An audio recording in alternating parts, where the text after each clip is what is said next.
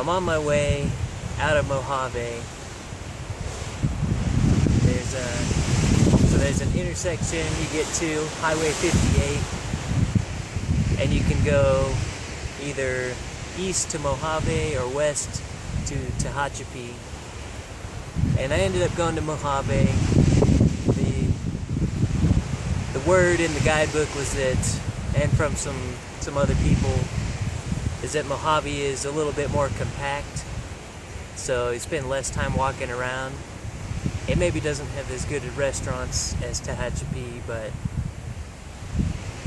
it was pretty nice. I stayed at the Motel 6, $40 a night, and there was food like right across the street, grocery store, and a convenience store all within like half a mile. So, pretty good stay. I'm in some pretty flat desert sections now, pretty hot. Leaving Hikertown, there's about 50 miles to this intersection to Mojave, and I ended up doing it in 2 days. So the aqueduct, it's a full moon, so I did some night hiking. The aqueduct, I hiked late evening until about 2 a.m. Caught a couple hours of sleep, and then caught the early morning. Did that again, and when I got to Mojave, I just ended up sleeping for like 15 hours or something, so took it out of me a little bit, but it's definitely worth it to hike in the cool hours of the night. So I just climbed this big hill outside these windmills, and it's unbelievably windy. I finally found a little break, some shelter, but I'll give you a quick view of what's out here.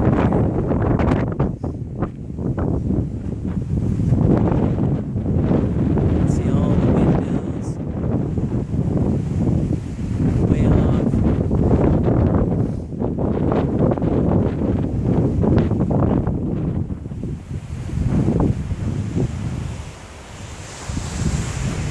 Anyway, it's about 140 miles now to Kennedy Meadows. There's one possible stop in Lake Isabella at the next pass, the highway pass, but I think I'm going to try to do the whole stretch at once, just go straight to Kennedy Meadows, which means I've got quite a bit of food, but here goes nothing. So I got out of that brutal wind for just a minute on the side of this hill, and it warmed up, and sunny, nice view, looking out to Mojave out there still.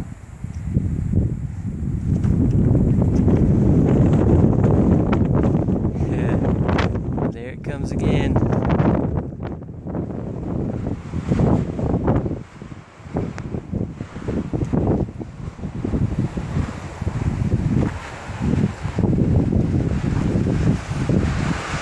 Hear the wind in this tree.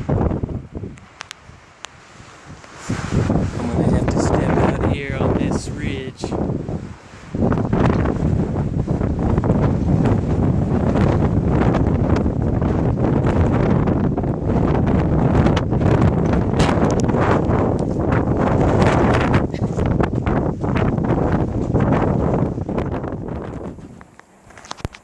Little family of quail.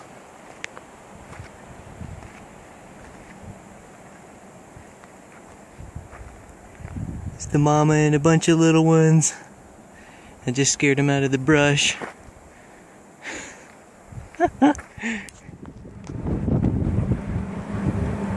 Wind turbines everywhere.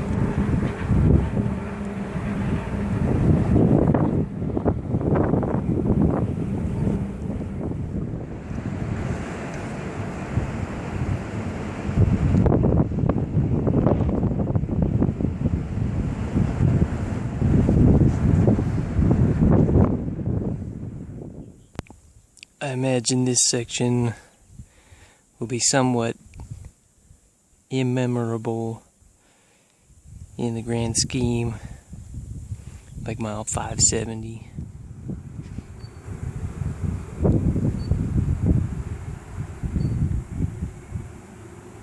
Measuring the wind, I guess. I wonder if it is a weather sensor. Shotgun shells.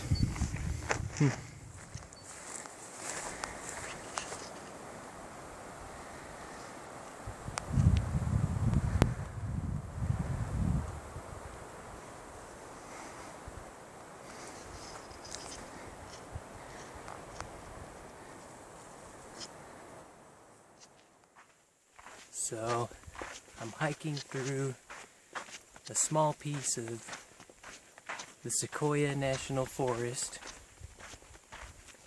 and it's an awesome reprieve from Mojave Desert sun and all that wind. And basically about 100 miles out from the start of the Sierra, Kennedy Meadows, will be the true sign that I'm there. Mile 702. I'm at about 608. And it's pretty cool here. Was hiking yesterday at dusk, and there was no wind.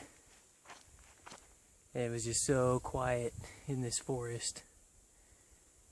Kind of spooky, but actually kind of cool, kind of peaceful.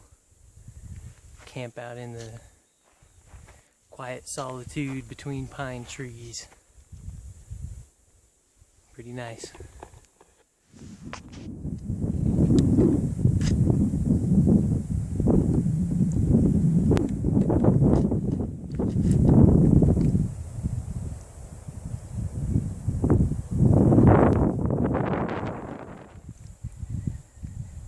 So I've been seeing a lot of Joshua trees today. I guess we finally crossed over into a climate where they can thrive. And I've been using them all day for shade, because they're about the only things big enough to provide any. And I just came across one with some fruit growing on it, I guess, which I have no idea if it's edible, but I kind of want to take one and look it up and see if you can eat that guy. I'll let you know.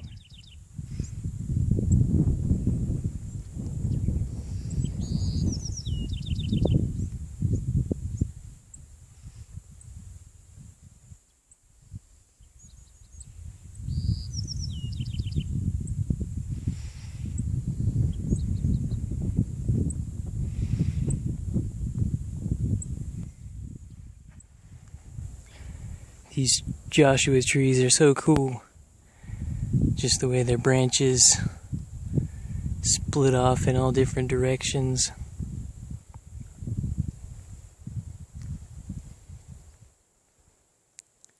There's quite a few of them out here. Some big ones.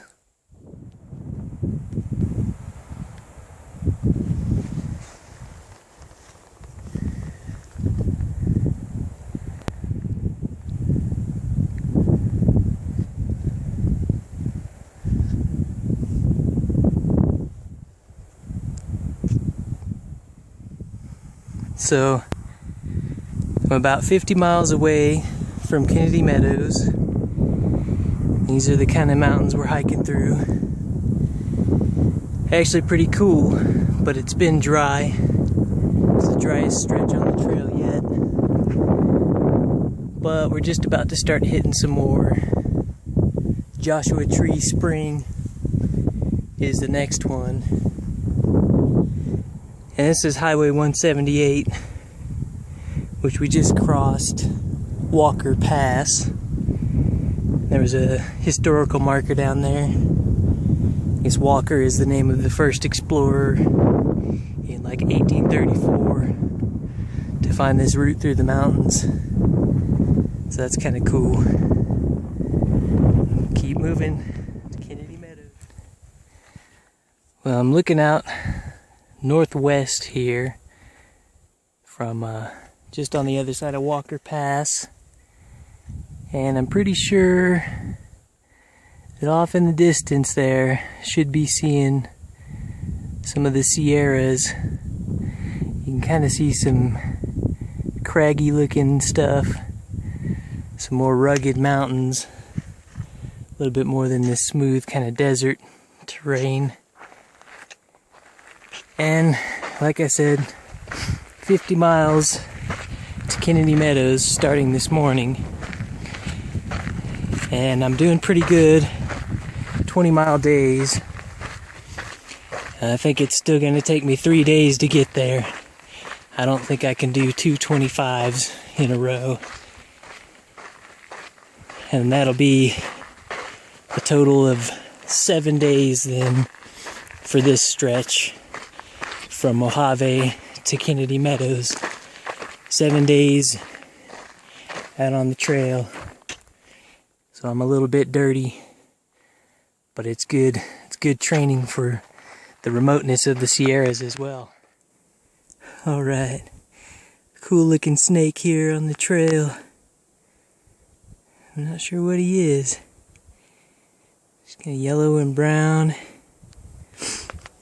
Can't see his tail.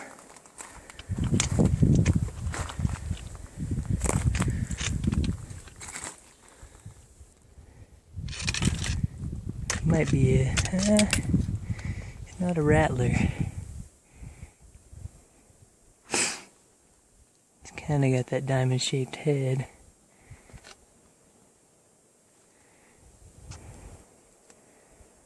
I guess that's his home. Man.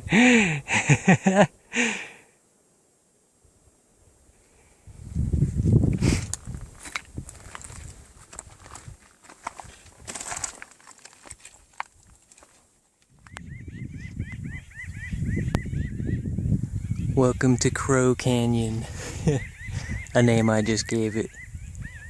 Hopefully you can hear them cawing from all directions, and the echoes sound really cool.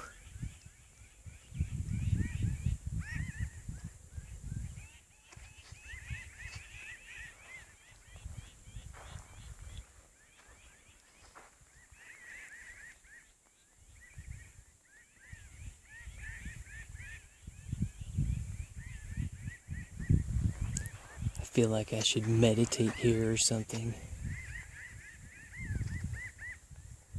There's a couple of them flying.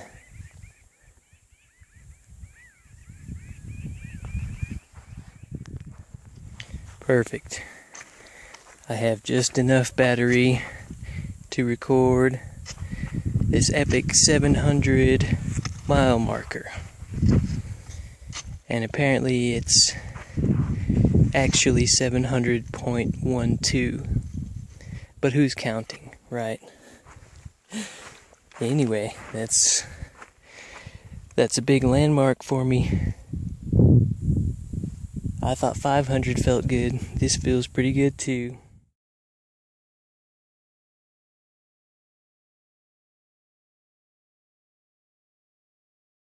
It's only a scratch, and I'll do better, Doc, as soon as I am able. And I'll rocky rock. Okay, I'm here in Kennedy Meadows. I'm here in Kennedy Meadows now, and looking at the resupply for the Sierra Nevada mountains, which are a little bit more remote.